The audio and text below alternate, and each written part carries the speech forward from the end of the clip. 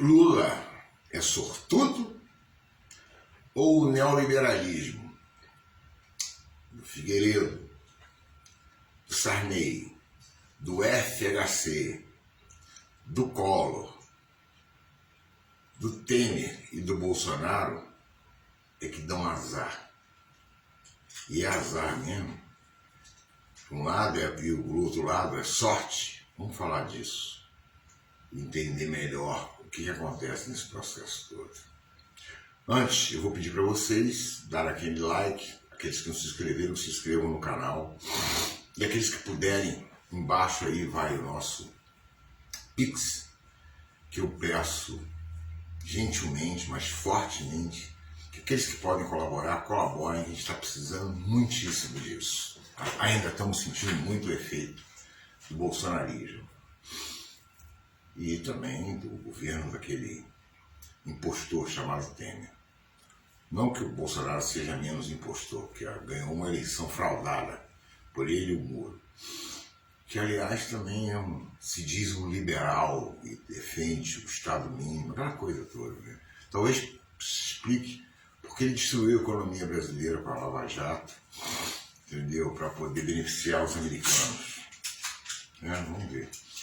A questão é o seguinte, é até bacana hoje a gente ver no Dallagnol, só abrir só um parênteses aqui, o passaporte na mão, meio que gozando da cara do brasileiro, indo embora para os Estados Unidos. Tipo, tô aqui, ó, seus trouxas, dá com um pix de um bobo que depositou para um esperto daquele que está abarrotado de dinheiro. Bom, vamos falar da sorte do Lula. No Brasil é assim. Primeiro, a gente tem que entender o seguinte, isso é uma coisa que eu conheço bem, eu vivi dentro disso aí. Não existe classe mais supersticiosa do que a de empresários, pequenos, médios e grandes. As coisas não são pautadas no Brasil pelas técnicas, pelo conhecimento. Nem o grande industrial, imagina, se fosse isso, o SCAF jamais seria presidente da maior federação de indústria do país, Fiesp. O cara é um absoluto idiota e nunca teve, nos últimos anos que ele estava aí, não tinha empresa nenhuma. Rentista, todo mundo sabe disso, inclusive foi um dos artífices do golpe contra a Dilma, porque a Dilma baixou muitos juros e ele queria viver como um monte aí, viver de renda,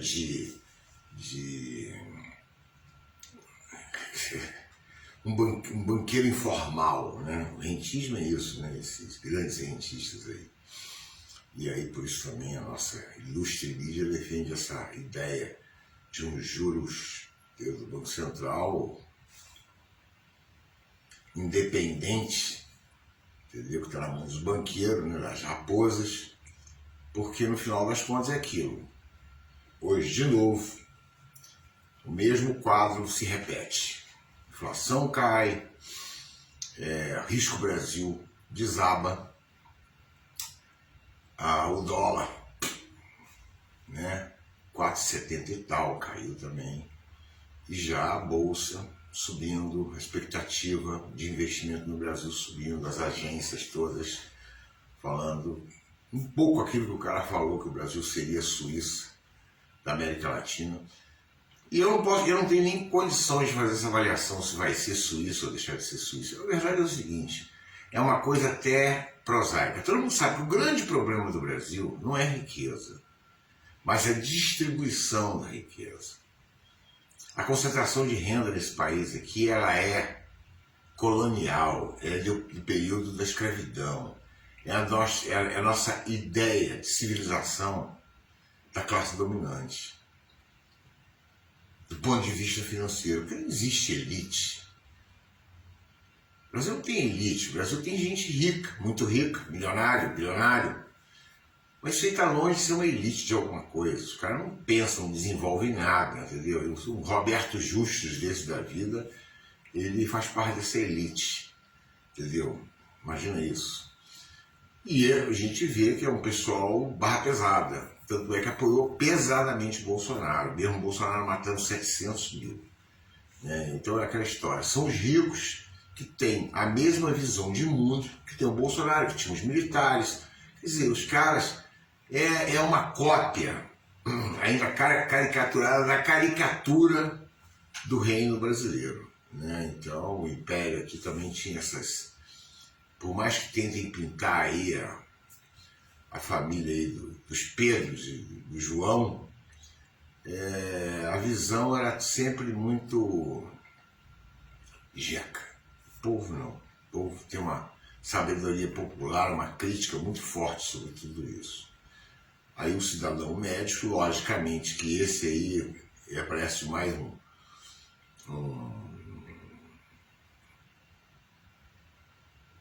daqueles João Teimoso, que todo mundo bate nele, e é isso. Ele volta para a mesma situação, ele não entende o mundo que ele vive, ele não entende passado, presente, muito menos vai entender futuro.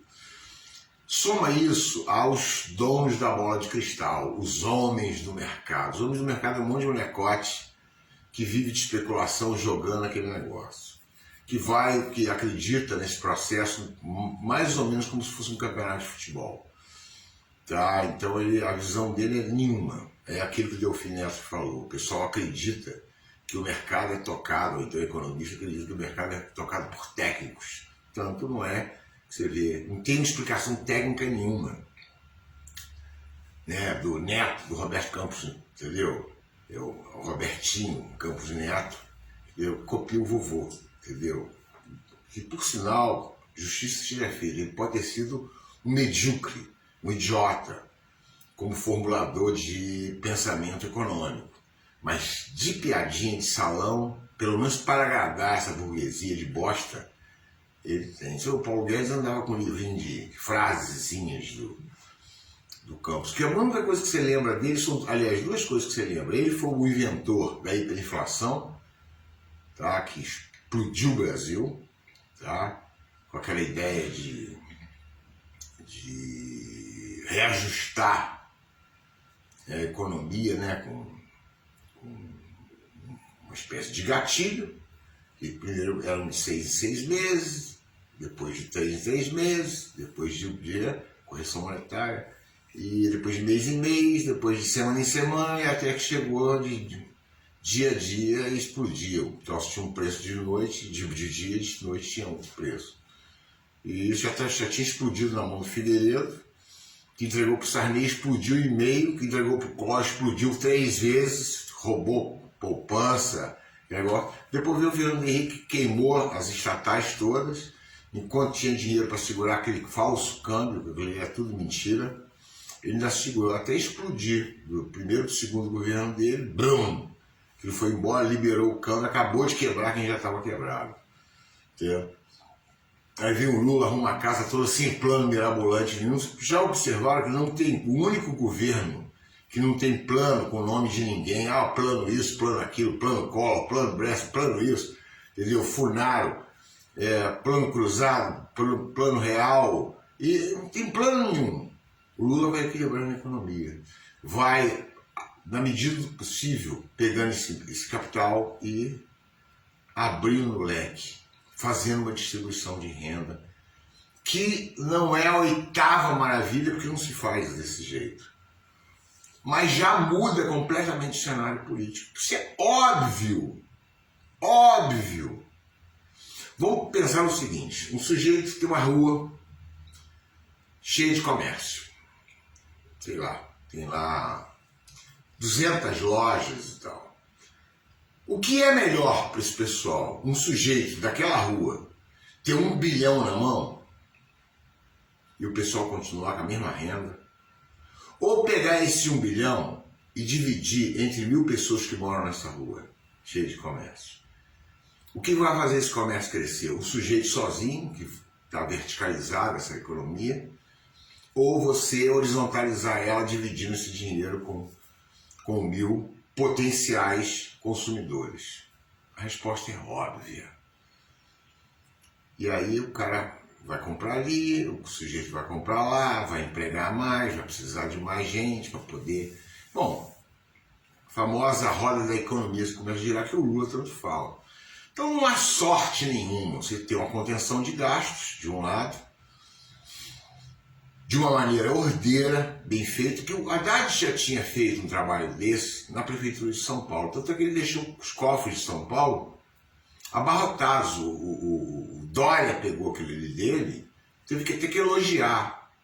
Não tinha rigorosamente nada fora do lugar. Tudo e com um caixa maravilhoso. Assim foi feito com o Lula, assim foi feito com a Dilma. Tanto é que pela primeira vez na história, o Brasil chegou a ter reserva cambial, um patamar daquele lá, e passou a ser credor no FMI. Quer dizer, então, é uma inversão de lógica completamente diferente. Nós chegamos a juntar, o Fernando Henrique, quando saiu, depois de torrar todas as estatais, entregar a preço de banana, tinha 15 bilhões em caixa, no cofre, que não era nosso, que era dinheiro do FMI. O Lula pagou o FMI, virou credor, e isso tudo sem fazer plano nenhum, sem inventar moda nenhuma. Tá? Nada, nenhuma mágica, nada, nenhuma pirueta, nada.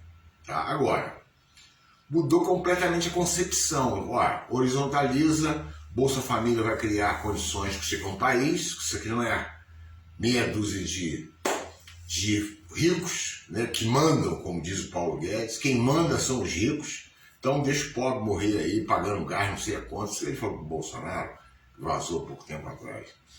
Então é essa mentalidade. Não, porque os ricos é que mandam, eles vão te segurar.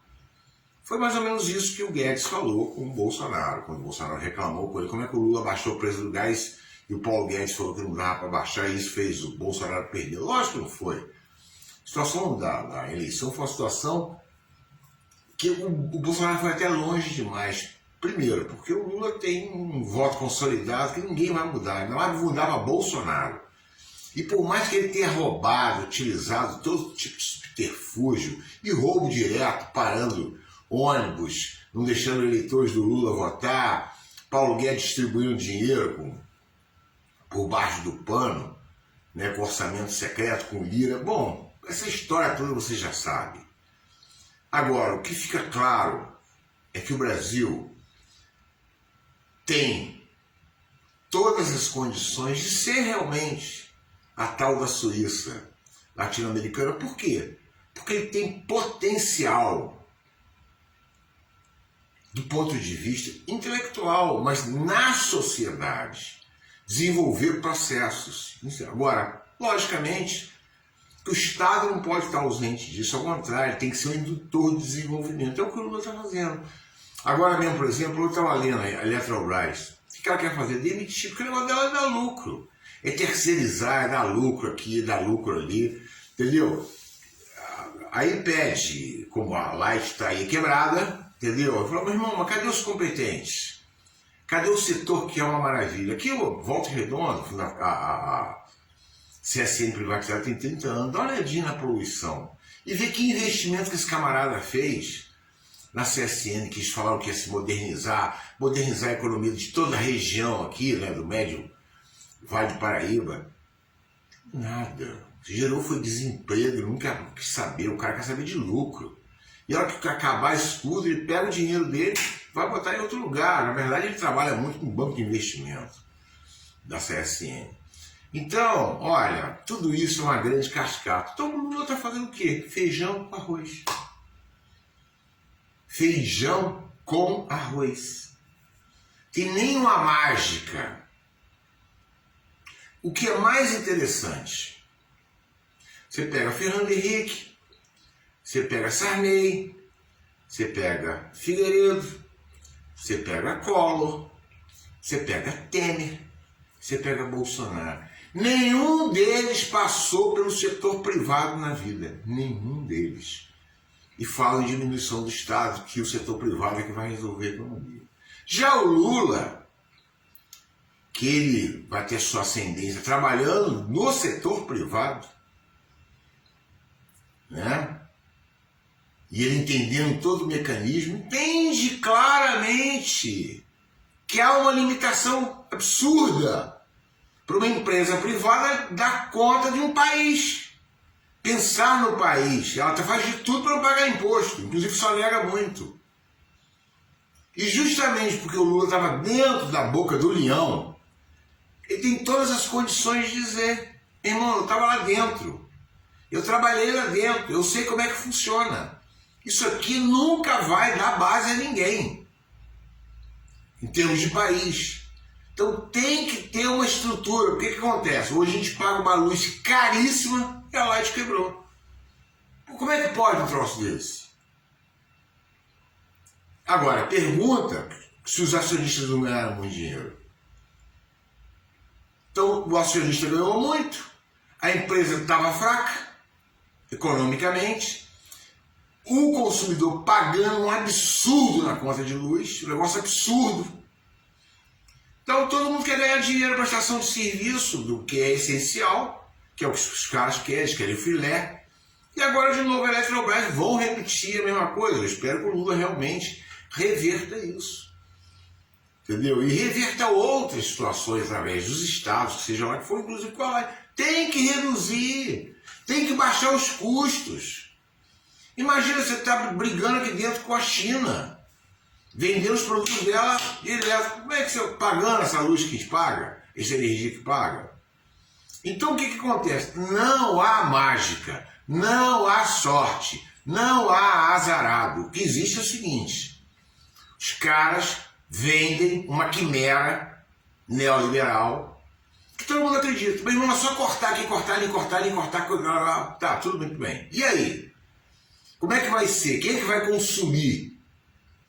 Esse cara, vocês estão tirando o poder de compra dele, do trabalhador. Ele é o consumidor. Você esqueceu disso? O cara esquece. Junta isso com a superstição que ele é o escolhido de Deus para ficar milionário, acabou. Aí desses milionários, tem uma meia dúzia que fica milionário, realmente, bilionário, mas tem um monte que queria ser rico, pelo menos, e nunca quebra. Se a gente pega, por exemplo, no final do governo Bolsonaro, isso aí está claro, ainda está aí, os reflexos disso, é uma loja do lado da outra fechada. Por quê? Os caras tiraram o poder de compra do trabalhador. Quando alguém vem falar para mim que a Dilma errou muito, que o Brasil estava com economia, eu falei: meu irmão, como é que pode? Não vem com esse papo. Porque é o seguinte, o Brasil vivia pleno emprego. E outra, o poder de compra do trabalhador estava batendo um recorde. O que ela sofreu foi bullying. O que ela sofreu foi misoginia. O que ela sofreu foi uma jogada de interesse dos banqueiros que derrubaram a Dilma, patrocinaram a derrubada dela, que estavam com ódio de ela ter jogado o juro lá embaixo. Juro lá embaixo por quê? Porque a indústria podia desenvolver. A única coisa que eu acho é que a Dilma imaginou erradamente que empresário brasileiro, sobretudo os grandes industriais, estavam interessados em desenvolver alguma coisa. Eles querem viver de rentismo. É os CAF, como fala, os CAF é o exemplo claro disso, presidente da Fiesp, que não tinha indústria, que vivia de rentismo. Então não tem nada disso que o aí você pega aí outra discussão, idiota. Não, que esse pessoal é desenvolvimentista, como se fosse um palavrão. Né? Tipo, getulista. Meu irmão, olha só. Foi um período riquíssimo da história do Brasil, o Getúlio. Desenvolvimento. Imagina, se não tem o Getúlio ali, o Brasil até hoje era fazendão. É o que meu pai sempre falou, existem dois Brasis, antes e depois da CSN, por acaso, é a primeira indústria de base, aqui em Volta Redonda, entendeu? E o resto tudo era, como dizia o papai sobre São Paulo, você chegava em São Paulo era um brejo antes da CSN, ele foi lá várias vezes. Falou que as empresas não tinham nem patrimônio, não sabiam nem fazer isso, era um negócio absolutamente obsoleto, entendeu? Então o que a gente pega, a nossa própria história dentro disso aí, é os caras querendo vender, é lógico, lagosta para classe dominante, para burguesia, que não está nem aí para o dia seguinte. Não está nem aí, ela não tem interesse, ela não quer saber de economia nacional, ela quer saber quanto está ganhando ali na hora. E é na hora. Os caras, o negócio deles era, ó, vai, ó, você botar hoje, amanhã você já tá ganhando. Eu cortar hoje aqui, ó, eu vi aqui. O cara mandou 80% da empresa, o pessoal embora. Não, agora vai funcionar muito melhor. Cadê que funciona melhor? A empresa hoje é um ferro velho. Por quê? Porque a filosofia da empresa é arrancar tudo que pode arrancar. E um operário da CSN, para ele, é um custo altíssimo, é um negócio absurdo. Ele quer juntar dinheiro, sei lá, para 10, 20, 30, 50 encarnações. Deve ser acreditar que ele vai voltar aqui, o dinheiro vai estar esperando ele ali, entendeu? Então, que as gerações, 15 gerações depois dele, vão viver muito bem, né, na família dele, com esse dinheiro que ele conseguiu acumular. Não tem outra explicação. Por uma lógica idiota, como um cara desse põe. Bom, então é isso, gente. Não há sorte nenhuma do Lula. Existe responsabilidade, só isso. E compromisso com a população brasileira. O resultado vem. O que a miséria gera? Mais miséria. O que um dinheirinho na mão da população gera? Um dinheirinho a mais no desenvolvimento do país, que pode virar um processo, né, de uma espiral positiva. Que a gente sempre fala em espiral, mas é assim, negativa. É como se fosse uma broca, né? Uma furadeira, daquelas brocas mesmo que fura até concreto, para baixo.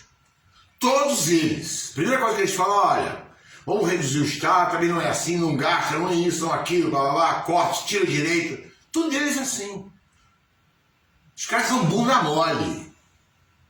Não aguentam pensar no desenvolvimento. Lula é o contrário. Lula é um animador cultural que põe esse país para cima. E o resultado está aí.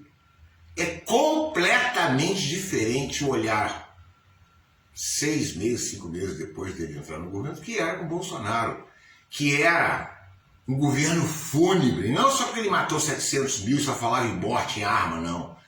A economia do Paulo Guedes é uma tragédia, justamente por isso. Aí eu corto aqui, o cara vai falar no setor privado, vai resolver. Que vai resolver nada! Ele não está conseguindo ficar ele em pé com as próprias pernas, ele tem que viver de rentismo, porque a empresa dele não vai dar em nada. Agora, esse rentismo, esse juro tem que vir de algum lugar. Vem de onde? Do suor do povo. Não cai do céu, não é eles que falam que não dá em árvore? Dinheiro não dá em árvore? Então tá vindo de onde esse rentismo? Imagina se a população introduzir esse rentismo, todo mundo cruzasse o braço igual esses caras. Tá, eu também quero. Tá bom esse negócio. Ninguém produzia nada. Produzia riqueza nenhuma no país. Isso é um fanatismo neoliberal, de quem não raciocina, mesmo o pensamento desses evangélicos malucos que tem aí. Tem lá os católicos também, entendeu? Que carregam essas maluquices na cabeça aí. E outras religiões aí, dessas aí, que tem, sobretudo, poderio econômico. Então, gente, eu paro aqui, mas eu só queria pontuar isso. Igual aquela história, né? O Dallagnol, todo mundo ele mostrando o Pix dele lá, recebendo dinheiro para ir para os Estados Unidos agora. Ele contou uma novela, conversou com Deus, Deus respondeu para ele, aquele negócio. Deus não tem nada que fazer na vida para ficar respondendo para o Dallagnol, que é um picareta, um pilantra. Deus deve ter falado com ele, meu irmão, você está reclamando de quê? Você é um pilantra, era para estar na cadeia há muito tempo, seu safado. Eu não sei como é que você não foi. Isso aí não é obra minha, não. Isso aí é alguém que está te ajudando, é do mal aí. Por enquanto você vai receber. Isso é um absurdo. Já era para você estar em cana há muito tempo. Deus deve ter falado de verdade isso para ele. Mas olha só, gente. Eu termino por aqui. Precisava pontuar isso aí. Eu vi uma discussão na Globo News que já teve uma hora, um negócio tão absurdo daqueles economistas, falando sobre... Economistas não, né? São curiosos ali, palpiteiros, né? E falando que o Lula deu sorte, na verdade. Aí chegou uma hora que o meu irmão teve que falar, olha, meu irmão, legal, mas até quando vamos ficar falando que é sorte? Já é o terceiro governo do Lula. Sorte de novo? Falaram isso dois governos dele. Tá pegando mal pra gente isso já. Merval, hein? O Merval. Você vê como é que a coisa é, o cara chega num ponto e fala, meu irmão, tá na cara que não é isso, não é sorte nenhuma. Pô. Os outros aqui são extremamente incompetentes, porque o neoliberalismo é um troço para derrubar a economia, derrubar o país, e o Lula tem um pensamento oposto daquele ali. Simples assim. Simples assim. É só pegar todos esses governos que eu falei aqui, né, de Figueiredo, a Bolsonaro tirando Lula e Dilma, o resto todo mundo fez, e todo mundo quebrou o Brasil, todo mundo piorou o Brasil, todo mundo piorou a vida do povo brasileiro.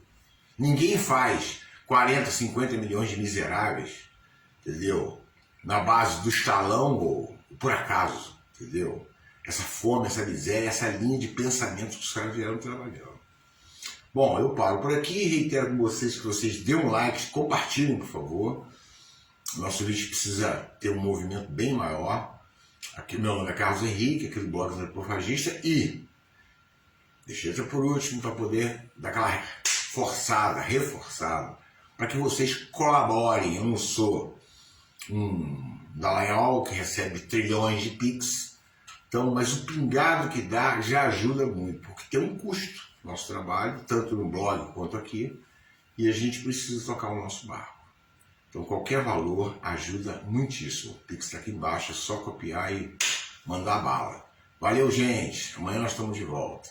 Um abraço para todo mundo.